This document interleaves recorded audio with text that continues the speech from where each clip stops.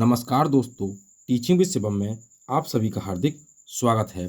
Math pedagogy CTET exam के लिए आइए देखते हैं। पहला क्वेश्चन आपकी स्क्रीन पर है। वस्तुएं जो कि एक समान वस्तु के बराबर हैं वे एक दूसरे के बराबर होंगी। ये अभिगृहित जो अंकगणित व बीजगणित का आधार है, ये कथन दिया था। तो ये किसने दिया था ये कथन? ऑप्शन ए पाइथागोरस ने, ऑप्शन बी देकार्ते ने, ऑप्शन सी आयलर ने, ऑप्शन डी यूक्लिड ने। तो ये कथन किसने दिया था? सही आंसर इसका हो जाएगा ऑप्शन नंबर सी। ये कथन आयलर ने दिया था। सी ऑप्शन इसका करेक्ट आंसर है। नेक्स्ट अगला क्वेश्चन है। अगला क्वेश्चन कहता है कि गणित में अंता विषयकता को प्रोत्साहित करने के लिए निम्नलिखित में से किस आकलन योजना के रूप में उपयोग किया जा सकता है? गणित में अंतःविषयकता को प्रोत्साहित करने के लिए परियोजना, बी ऑप्शन क्षेत्र भ्रमण, सी ऑप्शन वर्ण अभिलेखों और डी ऑप्शन कहता है ओलंपियाड। तो सही आंसर इसका हो जाएगा भाई परियोजना और क्षेत्र भ्रमण। तो ए और बी दोनों सही हैं, डी ऑप्शन इसका करेक्ट आंसर हो जाएगा। तो अगर क्वेश्चन आपको अच्छे लग रहे हों तो वीडियो को ज़्यादा से ज़्यादा शेयर करें और लाइक करें। चैनल पर नए हैं तो चैनल को सब्सक्राइब करें भाई। आइए और कमेंट बॉक्स में अपना सुझाव भी दें। नेक्स्ट क्वेश्चन, अगला क्वेश्चन क्या है? अगला क्वेश्चन कहता है किस विधि से यह सिद्ध किया जा सकता है कि समपूर्णांकों का योग सदैव सम होता है? प्रत्यक्ष उपपत्ति, बी कहता है प्रतिवाद द्वारा उपपत्ति और सी कहता है प्रति सकारात्मक उपपत्ति और डी कहता है आगमन विधि द्वारा उपपत्ति। तो इस क्वेश्चन का भी सही आंसर ऑप्शन नंबर सी हो जाएगा काउंटर पॉजिटिव प्रूफ, यानी कि प्रति सकारात्मक उपपत्ति द्वारा। सी ऑप्शन करेक्ट आंसर है। अगला क्वेश्चन क्या है? अगला क्वेश्चन कहता है कि गणित के उच्च प्राथमिक स्तर पर निम्नलिखित में से किन कौशलों को प्रोत्साहित किया जा सकता है? तो कौन सी कौशल हैं जिन्हें प्रोत्साहित किया जा सकता है? मानस दर्शन, पक्षांतरण, कंठस्थ करना, सामान्यीकरण या अनुमान लगाना। तो सही आंसर आपको बताना है। तो सही आंसर हो जाएगा यानी कि निम्नलिखित में से किन कौशलों को प्रोत्साहित किया जा सकता है? तो सही आंसर इसका हो जाएगा option number B option number हो जाएगा। कैसे भाई? तो पक्षांतरण द्वारा भी, और अगर हम बात करें किसकी भी पक्षांतरण के बारे में, फिर हो जाएगा हमारा कंठस्थीकरण, फिर हमारा हो जाएगा कौन सा, जैसे सामान्यीकरण और भी अनुमान लगाना। इसका मतलब मानस दर्शन द्वारा नहीं। मानस दर्शन जो होता है, विजुलाइजेशन जो होता है, वो छोटी कक्षाओं के लिए होता है भैया। ये उच्च प्राथमिक स्तर की बात कर रहा है। तो बी ऑप्शन इसका करेक्ट आंसर हो जाएगा। आइए अगले क्वेश्चन की ओर बढ़ते हैं। अगला क्वेश्चन क्या कहता है? नेक्स्ट क्वेश्चन है अगला कि राष्ट्रीय पाठ्यचर्या की रूपरेखा एनसीएफ 2005 की राष्ट्रीय पाठ्यचर्या की रूपरेखा 2005 की अनुशंसा के अनुसार सभी के लिए गणित उपलब्ध कराने का उद्देश्य निम्नलिखित में से किसने संरेख है? ऑप्शन ए पाठ्य पुस्तक में सम्मिलित प्रश्न केवल सामान्य कठिनाई वाले होने चाहिए। तो केवल की बात करें तो ये तो होगा नहीं। बी ऑप्शन क्या कहता है? बी ऑप्शन कहता है विभिन्न क्षेत्रों और विभिन्न सामाजिक समूहों वाले गणितज्ञों के योगदानों की विशिष्टताओं पर बल देना चाहिए। तो बल नहीं देंगे भाई किसी पर। सी ऑप्शन कहता है गणित में निपुण विद्यार्थियों को एकाकीपन में शिक्षण देना चाहिए। तो निपुण विद्यार्थियों को अलग कर लिया भैया, तो समावेशी शिक्षा कहाँ हुई भाई? अगला क्वेश्चन कहता है डी ऑप्शन, ये मान लिया जाना चाहिए कि गणित का महत्व कुछ विशिष्ट विद्यार्थियों के लिए होता है। तो डी ऑप्शन इसका करेक्ट आंसर है। नेक्स्ट अगला क्वेश्चन देखते हैं। अगला क्वेश्चन क्या कहता है? अगला क्वेश्चन कहता है कि भी गणितीय कक्ष को प्रभावी बनाने के लिए निम्नलिखित में से क्या प्रभावी है? तो क्या प्रभावी है? ऑप्शन नंबर ए महत्व दिया जाना चाहिए कि अनिवार्य रूप से गणित एक मूर्त विषय है। हाँ, हो सकता है भैया। बी कहता है एक प्रश्न को हल करने के लिए विभिन्न तरीकों को प्रोत्साहित करना चाहिए।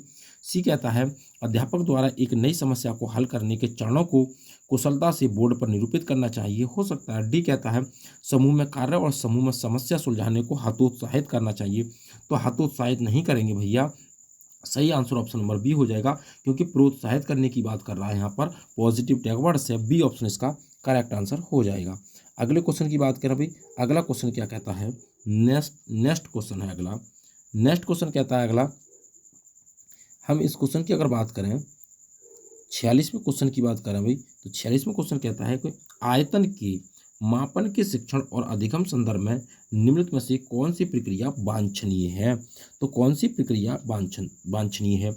ऑप्शन नंबर ए, प्रारंभ से ही सटीक परिकलन को प्रोत्साहित करना चाहिए। प्रारंभ से ही परिकलन को प्रोत्साहित करना चाहिए। और अगला कहता है बी कि भी विद्यार्थियों को प्रारंभ में 2 विमा वाले आकृतियों के आयतन की जानकारी देनी चाहिए। सी कहता है विद्यार्थियों को विभिन्न आकृतियों के आयतन के लिए परिकलन हेतु प्रयासों की कल्पना के लिए प्रोत्साहित करना चाहिए। सी कहता है प्रारंभ में एक घन के आयतन के सूत्र को लिखना चाहिए। तो सही आंसर आपको बताना है। इसका सही आंसर क्या हो जाएगा? हम इस क्वेश्चन की बात, तो इस क्वेश्चन का जो सही आंसर हो जाएगा ऑप्शन नंबर सी हो जाएगा। विद्यार्थियों को विभिन्न आकृतियों के आयतन के लिए परिकलन हेतु प्रयासों की कल्पना के लिए प्रोत्साहित करना चाहिए। नेक्स्ट अगला क्वेश्चन है, और अगला क्वेश्चन क्या कहता है भाई? नेक्स्ट, पियाजे के अनुसार बच्चों के दिक् स्थान की समझ के लिए निम्नलिखित में से क्या सही नहीं है? दिक् स्थान की समझ के लिए क्या सही नहीं है पियाजे के अनुसार? तो कहता है भाई ज्यामितीय बोध की प्रगति ऐतिहासिक क्रम में होती है, ना कि तर्कसंगत क्रम में। बी कहता है बच्चों में दिक् स्थान की प्रारंभिक समझ उनके ज्ञानेंद्रिय प्रेरक अनुभवों से उत्पन्न होती है। हाँ, बिल्कुल ठीक बात है। सी कहता है प्रेक्षित दिक् स्थान को समझने के लिए विभिन्न दृश्य और स्पर्शीय अनुभवों के तालमेल की आवश्यकता होती है। हाँ, बिल्कुल होती है। डी कहता है ज्यामितीय बोध की प्रकृति एक सुनिश्चित क्रम का अनुसरण करती है। बिल्कुल होता है, लेकिन ए ऑप्शन इसका गलत है। क्या क्यों क्यों कहता है ज्यामितीय बोध की प्रकृति ऐतिहासिक क्रम में होती है? नहीं भैया, ना कि तर्कसंगत क्रम में होती है भाई गणित की प्रकृति। तो ए ऑप्शन इसका करेक्ट आंसर हो जाएगा। नेक्स्ट अगले क्वेश्चन की ओर बढ़ते हैं। अगला क्वेश्चन क्या कहता है? अब हम इस क्वेश्चन की बात करें, नेक्स्ट क्वेश्चन है भाई अगला। ये क्वेश्चन कहता है कि गणितीय, ये क्वेश्चन क्या कहता है भाई कि गणित के संदर्भ में ग्रामीण क्षेत्रों में विद्यालय में आने वाले बच्चों के लिए निम्नलिखित में से कौन सा कथन सही है? ये कहता है कि गणित के संदर्भ में ग्रामीण क्षेत्रों से जो विद्यालय बच्चे आते हैं, तो गणित के संदर्भ में उस कौन सा कथन सही है? ए ऑप्शन कहता है उन्हें पास मौखिक गणितीय परंपरा और ज्ञान की प्रचुरता होती है। बी ऑप्शन कहता है उन्हें गणित का कोई ज्ञान नहीं होता, ऐसा कुछ नहीं, गणित का ज्ञान नहीं होता। बी कहता है उनकी गणित में संचालन निपुणता निकृष्ट होती है। हाँ, हो सकता है, निपुणता नहीं होती भैया, लिखे हुए नहीं होते, फिर विद्यालय क्यों आएंगे? डी ऑप्शन कहता है उन्हें विधिवत गणित सीखने की कोई आवश्यकता नहीं है। क्यों नहीं है भैया आवश्यकता? तो ए इस क्वेश्चन का जो सही आंसर हो जाएगा ए ऑप्शन हो जाएगा। उनके पास मौखिक गणितीय परंपरा और ज्ञान की प्रचुरता होती है, यानी कि मौखिक ज्ञान जानते हैं गणित के बारे में थोड़ा बहुत, जब विद्यालय बच्चे आते हैं ग्रामीण क्षेत्र से तब। अगर हम अगले क्वेश्चन की ओर चलते हैं भाई, अगला क्वेश्चन क्या कहता है? निम्नलिखित कथनों को पढ़िए। अभिगृहित प्रस्ताव है कि जिन्हें मान लिया जाता है। बी कहता है अभिगृहित विषय प्रमेय है। और सी कहता है अभिगृहित परिभाषा है। डी कहता है अभिगृहित को सिद्ध करने पर वह प्रमेय बन जाता है। तो ए ऑप्शन कहता है ए डी, बी ऑप्शन कहता है बी केवल, सी कहता है केवल ए, और डी कहता है ए और सी। तो सही आंसर इसका हो जाएगा ऑप्शन नंबर सी, केवल ए वाला, कि अभिगृहित प्रस्ताव है जिन्हें मान लिया जाता है। तो ए ऑप्शन इसका सही आंसर हो जाएगा, केवल ए और डी वाला भाई। तो ए और डी इस प्रश्न का सही आंसर है, बी सी नहीं है भाई। नेक्स्ट अगले क्वेश्चन की ओर बढ़ते हैं। अगला क्वेश्चन कहता है भाई क्या कि निम्नलिखित में से कौन सा कथन विद्यार्थियों द्वारा गणित में की गई अशुद्धियों के समसामयिक निरीक्षण पर प्रकाश नहीं डालता है? तो कौन है जो समसामयिक निरीक्षण पर प्रकाश नहीं डालता है? वे अधिगम का हिस्सा हैं। हाँ, बिल्कुल ठीक है। वे जानकारी प्राप्त करने का मूल्यवान स्रोत है। बिल्कुल ठीक है। वे अध्यापिका का उसी कक्षाओं की आयोजन तैयार करने में मार्गदर्शन कर सकती है। बिल्कुल ठीक है। उन्हें अनदेखा कर देना चाहिए। भैया अनदेखा नहीं करेंगे। तो डी ऑप्शन इसका करेक्ट आंसर है। नहीं पूछ रहा है ना, तो डी इस प्रश्न का सही आंसर हो जाएगा। अगला क्वेश्चन क्या है? और अगला क्वेश्चन क्या कहता है? अगले क्वेश्चन की अगर हम बात करें, नेक्स्ट क्वेश्चन अगला, तो इसको पढ़ें भाई कि ये सिद्ध करने के लिए, क्या सिद्ध करने के लिए कि √2 यानी कि √2 एक अपरिमेय संख्या है। एक अध्यापक ये मानकर शुरू करता है कि यह एक परिमेय संख्या है और आगे बढ़ते हुए सिद्ध करता है कि ये पूर्व अनुमान संभव नहीं है। ये उपपत्ति निम्न विधि का उदाहरण है। ऑप्शन ए निगमन विधि का, ऑप्शन बी प्रतिवाद विधि का, ऑप्शन सी सत्यापन विधि का, ऑप्शन डी आगमन विधि का। तो ये किस विधि का उदाहरण है? सही आंसर हो जाएगा ये प्रतिवाद विधि का उदाहरण है। ऑप्शन नंबर 20 प्रश्न का सही आंसर है।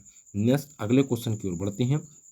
अगला क्वेश्चन कहता है कि निम्नलिखित में से कौन सा कथन गणितीय अधिगम के वांछित मूल्यांकन अभ्यास पर प्रकाश डालता है। ए ऑप्शन कहता है विद्यार्थियों का आकलन करने के लिए वार्तालाप करना और एक एक विचार विमर्श करना भी लाभदायक हो सकता है। सही आंसर है भाई। अगला बी पढ़ते हैं। आकलन उत्पादन के अनुकूलन और विद्यार्थी के उचित उत्तर पर केंद्रित होना चाहिए, भी सही है। सी कहता है विद्यार्थियों को अनुचित उत्तरों की अधिकांशता उपेक्षा कर देनी चाहिए क्योंकि हमें विद्यार्थियों की क्षमता पर केंद्र करना चाहिए। डी कहता है विद्यार्थियों का आकलन करने के लिए केवल कागज कलम वाला कार्य उपयुक्त है क्योंकि उनमें सही उत्तर की आवश्यकता होती है। अब सही आंसर इसका बताना है। तो हम इस क्वेश्चन की सही की बात करें तो भी ये कह रहे हैं केवल कलम दावत की आवश्यकता होती है। हमें भी क्या करना चाहिए, अधिकांश तो उपेक्षा नहीं करेंगे भी किसी की।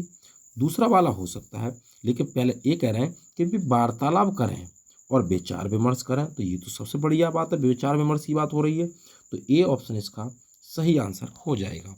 नेक्स्ट अगले क्वेश्चन की ओर बढ़ते हैं। अनुपात और समानुपात प्रत्यय को समझने के लिए आनुपातिक विवेचन की भूमिका को उजागर किया था। किसने उजागर किया था? ए ऑप्शन जॉल्टन डाइन्स ने, बी ऑप्शन जीन पियाजे ने, सी ऑप्शन लेव वाइगोत्स्की ने, डी ऑप्शन बेन हिले ने। तो अनुपात और समानुपात की बात कर रहा है भाई। अनुपात और समानुपात का जो कॉन्सेप्ट था ये किसने दिया था? तो हम अगर इस क्वेश्चन की बात करें तो सही आंसर हो जाएगा ऑप्शन नंबर बी, ये जीन पियाजे ने दिया था। बी ऑप्शन इसका करेक्ट आंसर हो जाएगा, जीन पियाजे महोदय हो जाएंगे भाई, बी ऑप्शन। आइए नेक्स्ट अगले क्वेश्चन की ओर बढ़ते हैं। अगला क्वेश्चन क्या कहता है? अगला क्वेश्चन कहता है भाई, नेक्स्ट अगला क्वेश्चन कि एक विद्यार्थी बीजगणित की उन शाब्दिक समस्याओं को हल नहीं कर सकता जिनमें स्थानांतरण सम्मिलित होता है, सर्वोत्तम उपचारात्मक योजना है। कौन सी है? ऑप्शन नंबर ए अन्य भाषाओं की शाब्दिक समस्याओं के अभ्यास के लिए अधिक प्रश्न देना। बी कहता है छात्र को शाब्दिक समस्या का अर्थ आसान भाषा में समझाना। सी कहता है विकल्प विधि से समानता प्रत्यय को समझाना। और डी कहता है संख्याओं के स्थानांतरण के अभ्यास के लिए अधिक प्रश्न देना। तो सही आंसर इसका आप कमेंट बॉक्स में बताएं, इसका सही आंसर क्या है। हम उम्मीद करता हूं दोस्तों कि भाई मैथ पेडागोजी से संबंधित जो महत्वपूर्ण प्रश्नों की श्रृंखला थी आपको अच्छी लगी होगी। यदि वीडियो आपको अच्छी लगी हो तो वीडियो को ज़्यादा से ज़्यादा शेयर करें और लाइक करें। यदि चैनल पर नए हैं तो चैनल को सब्सक्राइब करें। तो हम उम्मीद करते हैं आप इस क्वेश्चन का आंसर देंगे। वैसे इस क्वेश्चन की अगर बात करें तो भाई ए नहीं होगा, बी नहीं होगा, तो हम जानते हैं सी और डी में से इसका आंसर है। तो ऑल द बेस्ट, थैंक्स, जय हिंद, जय भारत।